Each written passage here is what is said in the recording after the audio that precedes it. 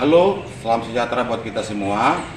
Yang terhormat Bapak Ibu dosen penguji UKIN PPG dalam jabatan tahun 2023. Perkenalkan, saya Ritam Sialo SPD, mahasiswa PPG dalam jabatan 2023 kategori 1 Universitas Negeri Medan. NIM 923 341 0724. Saya mengajar di SMA Negeri 1 Andam Dewi, Kabupaten Tapanuli Tengah, Provinsi Sumatera Utara. Hari ini, Selasa 15 Agustus 2023, saya akan melaksanakan praktek pembelajaran UKIN di kelas 11 1 MIPA dengan mata pelajaran PPKN pada materi kasus pelanggaran hak asasi manusia dengan menggunakan model pembelajaran Problem Based Learning ataupun PBL. Mohon saran dan masukannya dari Bapak Ibu semua untuk perbaikan pembelajaran berikutnya. Sekian dan terima kasih. Selamat siang semua. Siang, Pak. Bagaimana kalian hari ini? Baik, Pak. Sudah siap untuk mengikuti pelajaran kita? Sudah. Memulai pembelajaran kita, coba dulu perhatikan aku kerapiannya, majunya, ya, masukkan ke dalam rubus biar rapi. Baik aku, sebelum kita lanjutkan pembelajaran kita, maka terlebih dahulu kita awali pelajaran kita dengan berdoa. Itu saya minta satu orang dari antara kalian yang berkenan, ya, atau tujuh orang siapapun.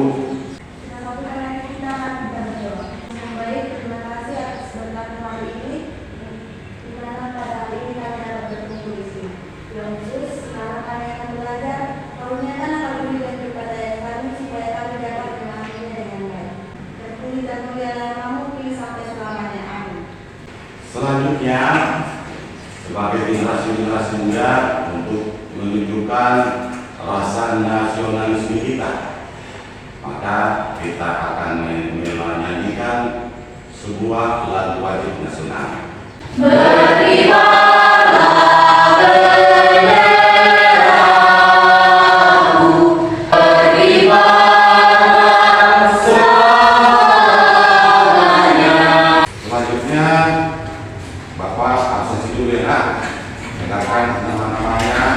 Hadir Satiawan Sedunia, hadir. Hadir, Pak. Citra Harun, Hadir, Pak. Kreasi Utaria. Hadir, Pak. Terima kasih untuk hari ini hadir semuanya. Hadir, Pak. Baiklah Bu, sebelum kita masuk ke materi kita selanjutnya, Bapak ingin bertanya kepada kita semua. Masih ingatkah kalian apa yang menjadi materi kita terakhir di minggu yang lalu? Ingat. Kita minggu yang lalu belajar tentang apa? Tentang dari manusia. Iya, benar. Untuk pertemuan kita sekarang, kita akan mempelajari tentang kasus pelanggaran hak asasi manusia. Jadi nantinya di dalam mempelajari materi ini, kita diharapkan sebagai siswa bisa dan mampu, ya, melihat dan memahami bentuk-bentuk atau contoh-contoh kasus pelanggaran HAM, baik yang ada di negara kita maupun yang ada di lingkungan tempat kita. Apakah itu keluarga, apakah itu sekolah ataupun masyarakat. Dan diharapkan juga kepada kita, setelah nanti kita mempelajari ini, kita bisa memilah agar kasus-kasus pelanggaran HAM itu bisa kita kurangi. Kompetensi dasar daripada materi kita hari ini tentang kasus-kasus pelanggaran hak asasi manusia. Yang pertama, menganalisis pelanggaran hak asasi manusia dalam perspektif Pancasila dalam kehidupan berbangsa dan bernegara. Kedua, menyajikan hasil kerja pelanggaran hak asasi manusia berdasarkan perspektif Pancasila dalam kehidupan berbangsa dan bernegara. Dan yang menjadi indikator pencapaian kompetensi yaitu yang pertama, menguraikan pengertian pelanggaran hak asasi manusia. Siswa nanti kita diharapkan mampu menguraikan juga jenis-jenis pelanggaran hak asasi manusia. Ketiga, menguraikan penyebab pelanggaran hak asasi manusia. Kita diharapkan mampu menganalisis contoh kasus pelanggaran hak asasi manusia, mengkomunikasikan hasil kerja pelanggaran hak asasi manusia berdasarkan perspektif Pancasila dalam kehidupan berbangsa dan bernegara. Dan indikator selanjutnya, kita diharapkan mampu menyimpulkan hasil kerja tentang penyebab masalah hingga mampu menentukan solusi dari kasus-kasus pelanggaran hak asasi manusia. Tujuan pembelajaran di sini ada 6 tujuan pembelajarannya. Yang pertama adalah peserta didik mampu menganalisis pengertian pelanggaran hak asasi manusia dengan baik dan benar. Yang kedua, peserta didik mampu menguraikan jenis-jenis pelanggaran hak asasi manusia dengan baik dan kritis. 3. Peserta didik mampu mengidentifikasi jenis-jenis pelanggaran hak asasi manusia dengan tepat. Yang keempat, peserta didik mampu menganalisis kasus pelanggaran hak asasi manusia dengan secara kritis. 5. Peserta didik mampu mengkomunikasikan hasil kerja tentang pelanggaran hak asasi manusia berdasarkan perspektif Pancasila dalam kehidupan berbangsa dan bernegara. Dan yang terakhir, peserta didik mampu menyimpulkan hasil kerja tentang penyebab masalah hingga menentukan solusi dari kasus pelanggaran hak asasi manusia yang ada di Indonesia. Oke, baik. Sebelum kita masuk ke materi, coba kita tonton dulu karikatur daripada pelajaran kita. Apa itu hak asasi manusia? Hak asasi manusia adalah hak yang melekat pada manusia sebagai anugerah Tuhan yang wajib dihormati, dijunjung tinggi, dan dilindungi oleh negara, hukum, dan semua orang. Secara umum, hak bersifat berarti, yang artinya hak adalah hak yang menjadi melekat manusia. Selain itu, hak bersifat universal, yang artinya hak secara umum berlaku di seluruh dunia dengan tetap menghormati adat istiadat dan budaya negara masing-masing. HAM juga bersifat langgeng, yang artinya HAM adalah hak manusia sejak dari kandungan hingga meninggal. Selain itu, setiap orang wajib menghormati hak asasi orang lain dan tertib di dalam kegiatan bermasyarakat. Oke, baik. Dari video tadi, video karikatur daripada materi kita hari ini, Bapak rasa kalian sudah mulai memiliki sebuah gambaran tentang apa itu pelanggaran HAM. Kenapa pelanggaran HAM bisa terjadi? Mari kita perhatikan dengan bersama ya tampilan-tampilan daripada PowerPoint kita tentang materi kita hari ini, yaitu tentang kasus pelanggaran HAM. Sekarang kita lihat apa itu pelanggaran HAM.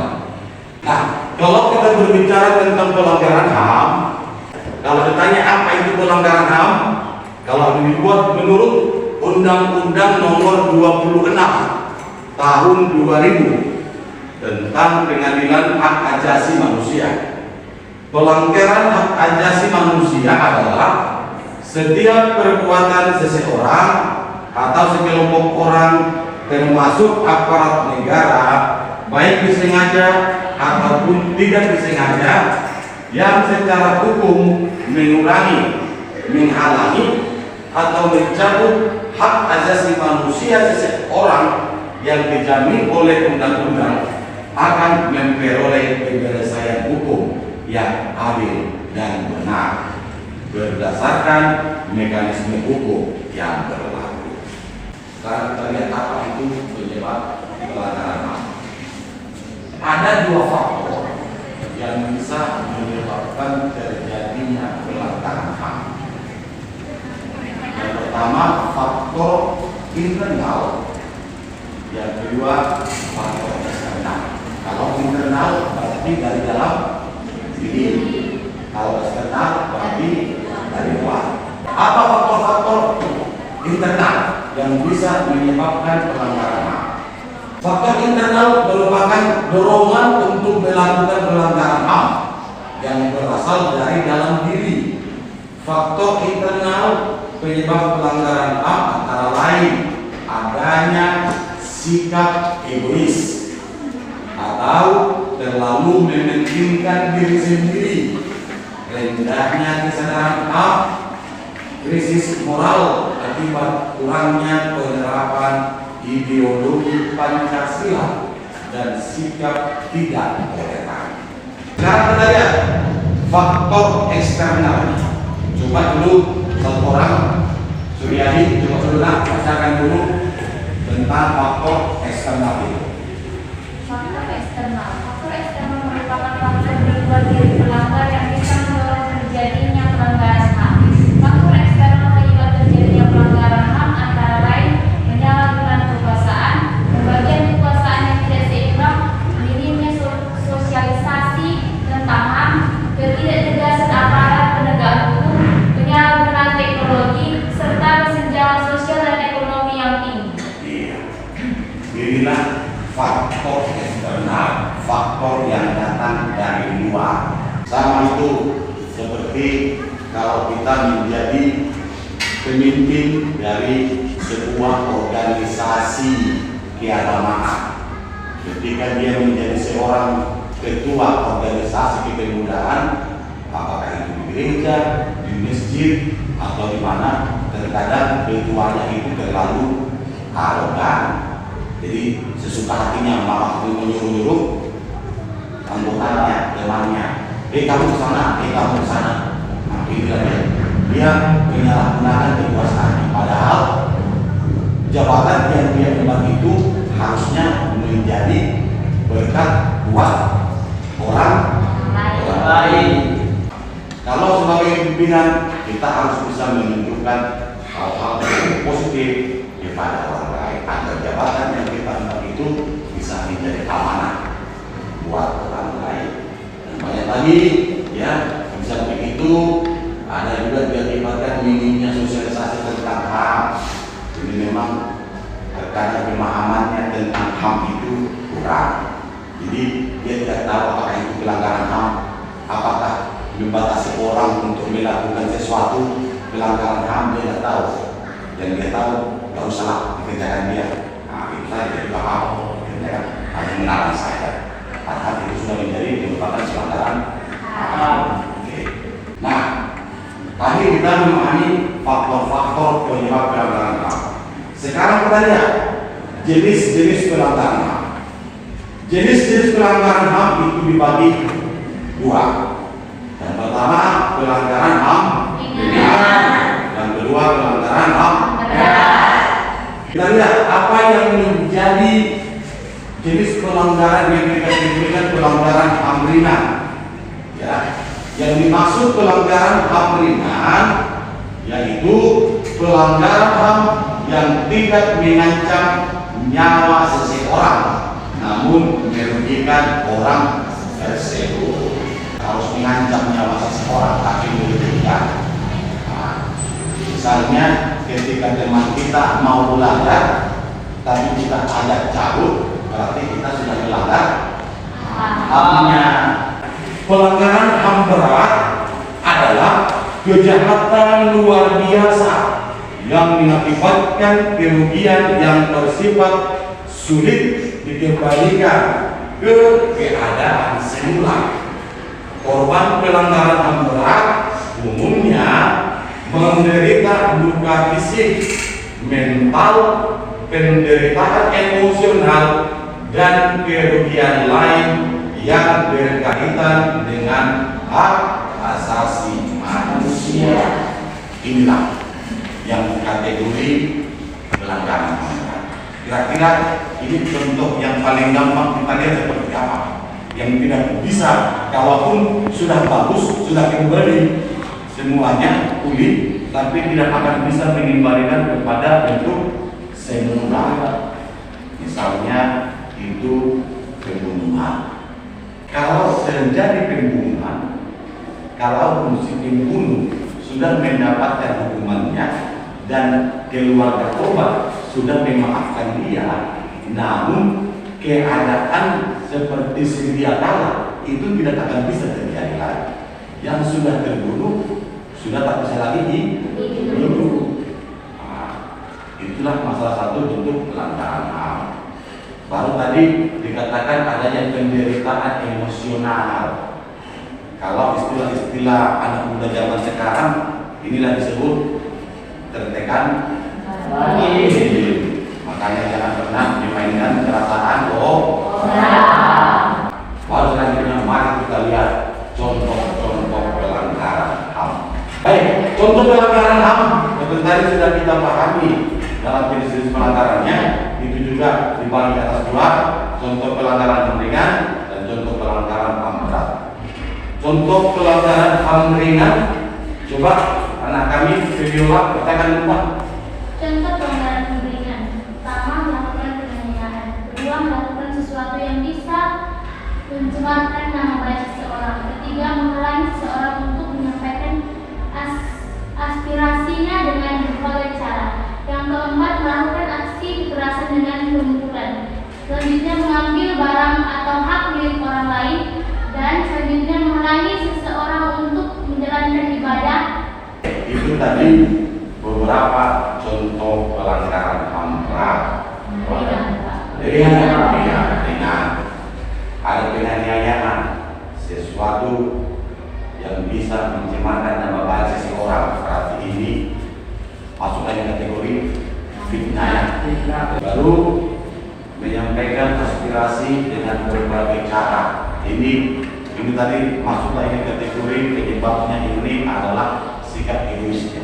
Sudah pun tidak diterima orang, tapi selalu memaksakan. Enggak, harus begini. Ini sering terjadi ini apabila ada rapat-rapat atau musyawarah dalam mengambil sebuah keputusan. Dia pun diterima anggota rapat, baru dia harus. Maka emosi pula dia sampai buka baju dan ditantang semua yang harus. Itulah contohnya. Berbagai cara dilakukannya, baru aksi kekerasan dengan pemukulan. Jadi jangan kalian pikir ketika kamu memukul kawanmu, jangan kau pikir tempat pelannya. Pemukulan tidak harus mati baru pemukulan. Ketika kita mukul teman, mau itu pemukulan bentuk kasih sayang menurutmu, itu tetap namanya pemukulan. Itu dia, ya. Lalu selanjutnya mengambil barang atau milik orang lain. Nah, ini yang sering mungkin terjadi di tengah-tengah kehidupan kita, mencuri. Sekecil apapun namanya mengambil barang orang, itu namanya mencuri. Walaupun sebuah pulpen yang harga 1.000 itu udah pun tintanya tinggal setengah lagi, ya.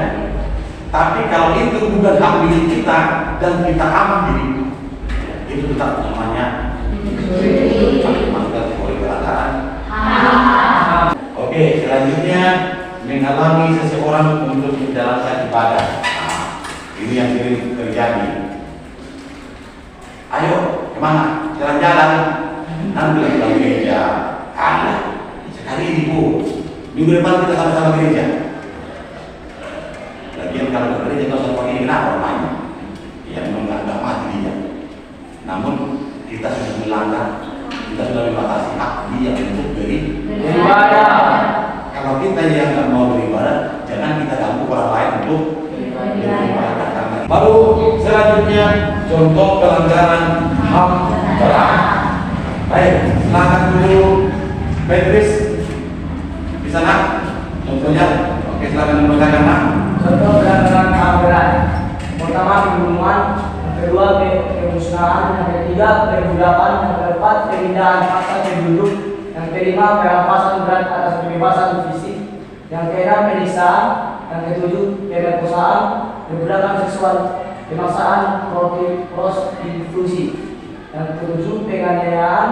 Yang kedelapan, penghinaan paksa.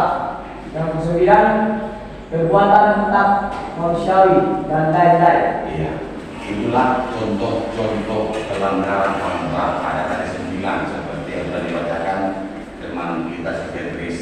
Itulah yang menjadi materi kita ya untuk pertemuan kita sekarang tentang kasus pelanggaran hak asasi manusia. Ada yang ingin memberikan tanggapannya, ada yang ingin mengajukan pertanyaan seputar dari apa tadi yang sudah kita tampilkan, baik itu melalui PowerPoint ya materi kita ataupun tadi penyajian daripada pembelajaran kita hari ini. Oke, silakan kalau ada. Saya Pak, Oke, silakan Viola. apakah yang menyebabkan terjadinya pelanggaran HAM? Ada yang tahu? Saya Pak. Oke, Arin, silakan. Menurut saya, faktor penyebab terjadinya pelanggaran HAM adalah pelanggaran HAM semakin banyak terjadi karena lemahnya sistem hukum. Jika pemerintah tidak menegakkan aturan yang tegas mengenai pelanggaran HAM, maka pelaku pelanggaran HAM tidak akan pernah jela melakukan tindakan pidana ini dan korbannya akan semakin banyak. Oke, gimana aku? Bisa? Oke, tepuk tangan dulu untuk si Arin. Ternyata kita sudah bisa mulai memahami apa yang menjadi materi kita yang kita jelaskan tadi baru kita pahami, kita pelajari bersama. Ada lagi yang mau bertanya? Saya Pak, Oke, silakan Pak Ubah. apakah pelanggaran HAM bisa terjadi di sekolah dan apa contohnya? Siapa yang bisa aku menjawab? Oh ya, silakan kreasi. Menurut saya, pelanggaran HAM sering terjadi di sekolah. Contohnya ialah adanya oknum guru yang mendiskriminasi siswa yang bodoh dan pintar, adanya perundungan antar siswa, siswa melakukan tawuran antar sekolah, adanya siswa yang tidak menghormati dan menghargai teman sekelasnya, dan masih banyak lagi contoh yang lainnya. Oke, gimana? Semua bisa?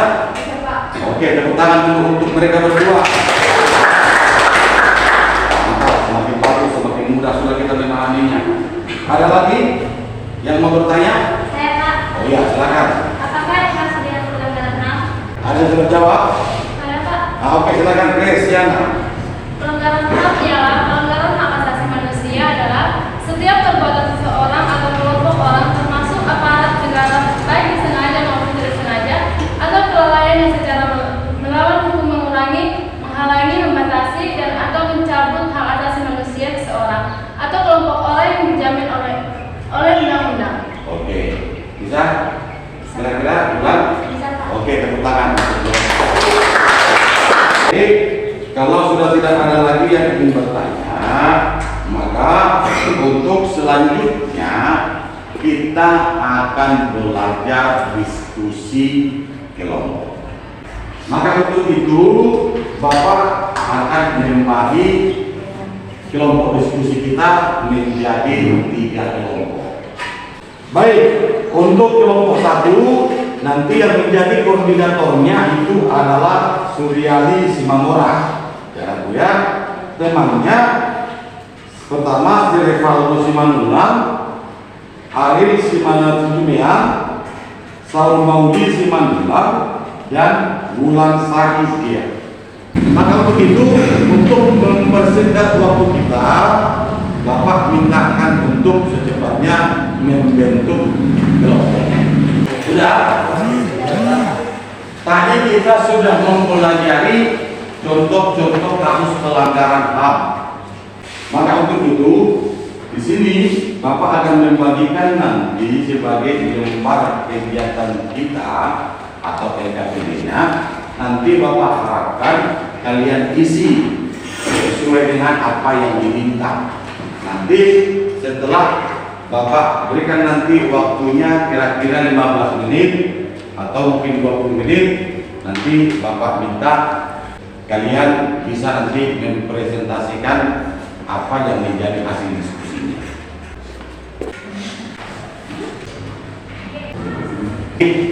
Ya, nama. Oke, bagaimana Kum? Sudah siap? Oke, baik, silakan kalian juga. Tapi sebelum kita lanjutkan, karena Bapak lihat sudah mulai pada ngantuk ya, aku sudah detik terakhir.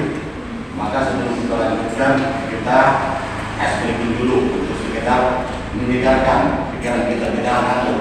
Ya kan, bagaimana aku? Untuk breaking kita kali ini, ya silakan untuk berdiri. Oke, siap? Oke.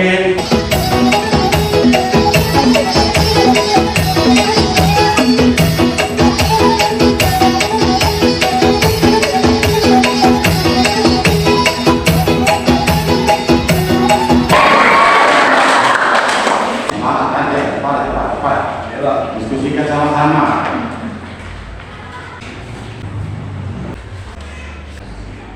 Oke, kalau masa waktunya sudah cukup, ya, dengan diskusinya, maka untuk itu gimana? Koordinator kelompok 1 sudah siap, aku? Sudah. Kelompok 2 sudah? Siap. Kelompok 3? Baik, selanjutnya Bapak mintakan untuk kelompok 1 membacakan hasil diskusi kelompoknya tentang kasus-kasus pelanggaran HAM yang ada di sekitar kita. Pelanggaran hak asasi manusia sering terjadi di lingkungan sekitar tempat tinggal, seperti di lingkungan keluarga, sekolah, ataupun lingkungan masyarakat. Contoh pelanggaran hak asasi manusia yang terjadi di lingkungan keluarga. Yang pertama, tak mendapatkan layanan pendidikan dan kesehatan yang sejajar. Yang kedua, orang tua memaksa kehendak pada anak tentang jurusan kuliah. Yang ketiga, orang tua menyiksa atau melakukan penganiayaan pada anak. Yang keempat, majikan bertindak semena-mena terhadap asisten rumah tangga dan sesamanya. Yang kedua, contoh pelanggaran HAM yang terjadi di lingkungan sekolah. Yang pertama, adanya oknum guru yang mendiskriminasi siswa yang bodoh dan pintar. Yang kedua, adanya perundungan antara siswa. Yang ketiga, siswa melakukan tawuran antar sekolah. Yang keempat, adanya siswa yang tidak menghormati dan menghargai teman sekelasnya. Yang ketiga, di lingkungan masyarakat. Contoh pelanggaran HAM yang terjadi di lingkungan masyarakat ialah yang pertama, pencemaran nama baik seseorang dengan fitnah atau tuduhan tanpa bukti. Oke, baik, terima kasih. Lanjut tangan untuk kelompok 1. Kelompok 2, bagaimana hasil diskusinya? Silakan. Mari saya Nabila Tuba dari kelompok 2 ingin membacakan hasil kerja kelompok kami tentang contoh pelanggaran HAM di lingkungan. Yang pertama, di lingkungan keluarga. Ada beberapa contoh yang kami dapati. Yang pertama, orang tua yang memaksa anaknya untuk bekerja. Yang kedua, anak-anak yang menyiksa orang tua. Yang ketiga, anak yang tidak mau merawat orang tua yang sakit. Yang keempat, orang tua yang tidak membolehkan anaknya untuk melakukan kegiatan refreshing. Nah, contoh yang kedua di lingkungan sekolah. Yang pertama, guru memberi hukuman kepada siswa dengan kekerasan hingga melukai fisik dan berbuat siswa trauma. Yang kedua, staf sekolah yang melakukan korupsi uang sekolah seperti dana BOS dan beasiswa. Yang ketiga, adanya siswa yang mengolok-olok siswa lain yang berbeda latar belakang. Yang keempat, seorang guru dilarang menyampaikan aspirasi. Dan contoh yang selanjutnya di lingkungan masyarakat. Yang pertama, melakukan pemalakan atau pemerasan pada orang lain. Yang kedua, tindak pencurian. Yang ketiga, menghalangi orang untuk menegakkan atau melakukan ibadahnya. Sekian, terima kasih. Oke, terima kasih. Selanjutnya di kelompok 3 untuk membacakan hasil diskusinya. Silakan. Baiklah, saya akan membacakan hasil diskusi kelompok 3 yaitu tentang contoh pelanggaran HAM. Contoh pelanggaran HAM di dalam lingkungan yaitu di dalam lingkungan keluarga yaitu 1. Orang tua yang tidak memberikan makanan bergizi pada anak-anaknya. 3. Anak berbohong pada orang tua dan sebaliknya.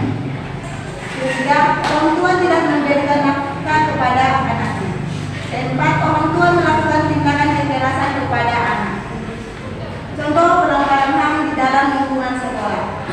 1. Kekerasan verbal yang dilakukan oleh guru ke siswanya. Kedua, siswa menghina siswa lain karena kondisi fisik.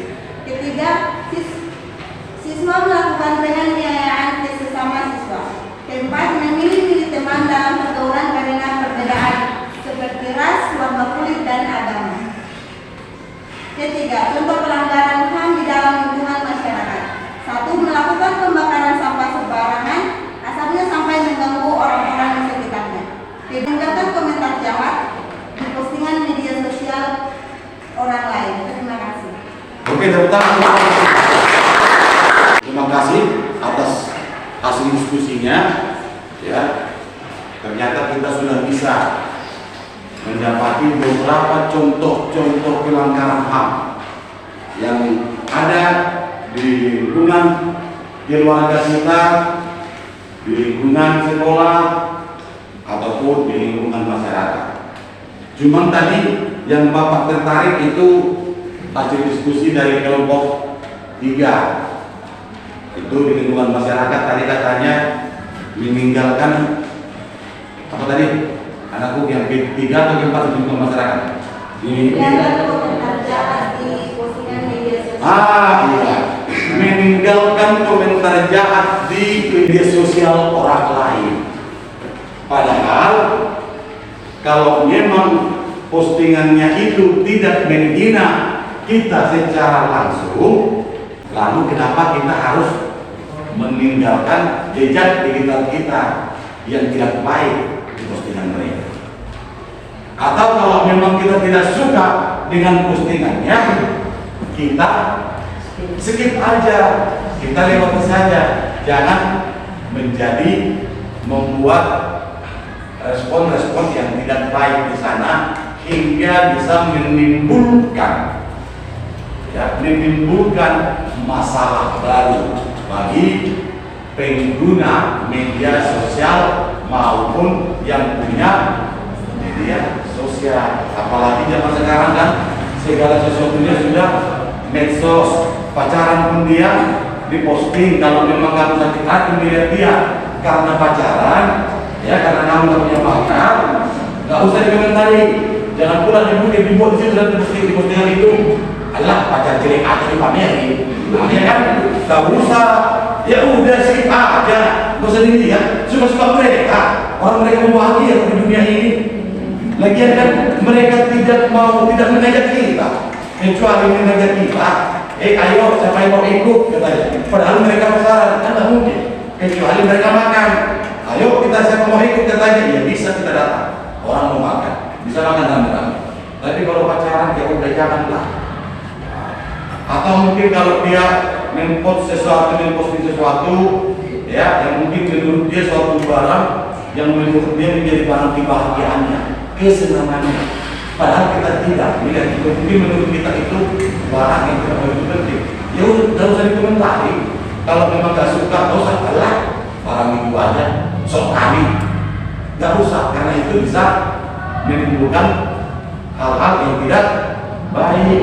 Ya, kita bisa simpulkan tadinya dari apa yang sudah tadi kita pelajari di awal dengan apa tadi ya dan apa tadi yang menjadi hasil diskusi kelompok kalian itu, maka kita bisa menyimpulkan bahwasanya pelanggaran HAM pada intinya bisa kita hindari.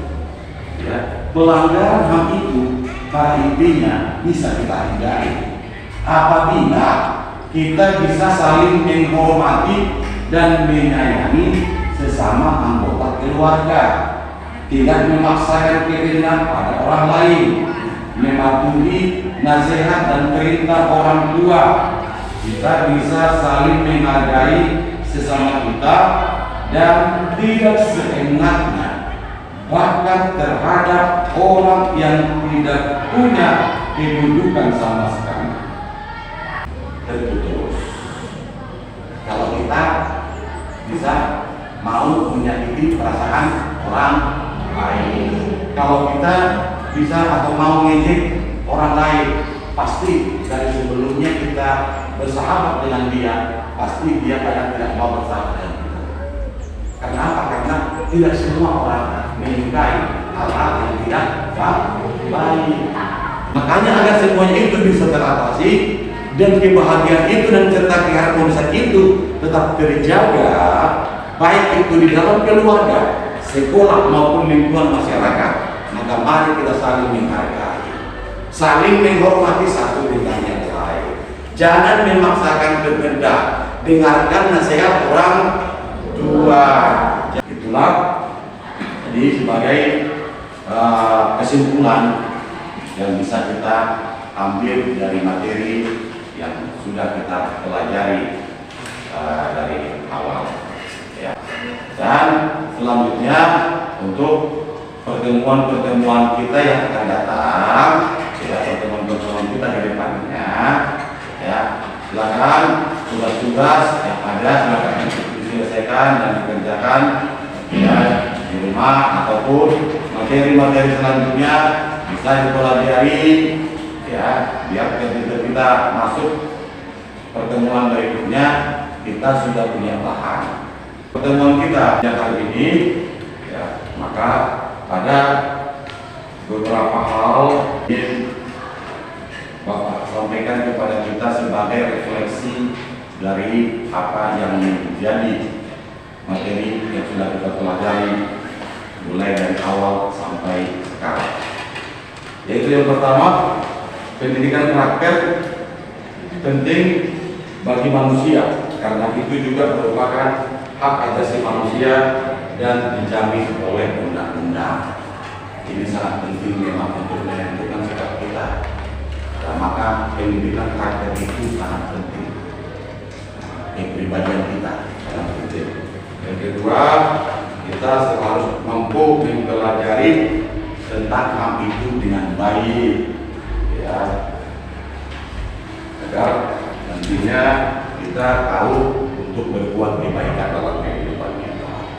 Kita juga harus mampu meningkatkan persatuan dan kesatuan di dalam kehidupan kita sehari-hari, baik itu kepada nusa dan bangsa, ya, kepada negara ataupun lingkungan kita sehari-hari, keluarga, sekolah ataupun masyarakat. Selanjutnya juga kita harus mampu melakukan pengawasan upaya penegakan HAM. Kita harus bisa menjadi pengawas penegakan HAM itu. Dalam artian pengawas penegakan HAM, ketika ada temannya yang mau melakukan hal-hal yang tidak baik, kita harus bisa mengingatkannya. Ya, jangan jadi dibiarkan dia dilakukan. Kalau ada kawan lu yang mau cabut, ingatkan sama dia. Cabut itu tidaklah baik. Ayo, lebih bagus kita masuk saja ke sekolah. Kalau kita belum sarapan tadi pagi, nanti ketika guru kita sudah masuk, kita terisi saja. Lebih bagus daripada kita cabut. Nanti kita cabut, dikejar guru, jatuh, kena patung, kena duri, kita juga yang rugi. Nah, sebelum kita tutup, ya, Bapak minta hasil diskusinya tadi yang sudah dituangkan dalam PKPD-nya, ya, kalau tadi PKPD yang sudah Bapak temukan, ya, yang paling depan, silakan dihubungkan. Oke, baik. Sebelum kita tutup pertemuan kita, ya, maka kita akhiri dulu pertemuan kita ini dengan berdoa. Kami sudahi untuk memimpin doa penutup kita. Mari kita bersatu dalam doa. Terima kasih Tuhan, terima kasih Yesus karena pada saat ini Kau sudah memberikan kami kesempatan sehingga kami dapat belajar dan hingga saat ini kami dapat menyelesaikan pembelajaran kami. Dalam nama Anak-Mu Tuhan Yesus Kristus kami berdoa dan mengucap syukur. Amin. Baiklah, ya, terima kasih untuk kita semua. Terima kasih juga diucapkan kepada Tuhan kita karena kita masih memberikan kesempatan untuk mengakhiri pembelajaran kita kali ini. Dan semoga apa yang kita pelajari hari ini bisa bermanfaat dalam kehidupan kita sehari-hari. Selamat siang semuanya. Siap.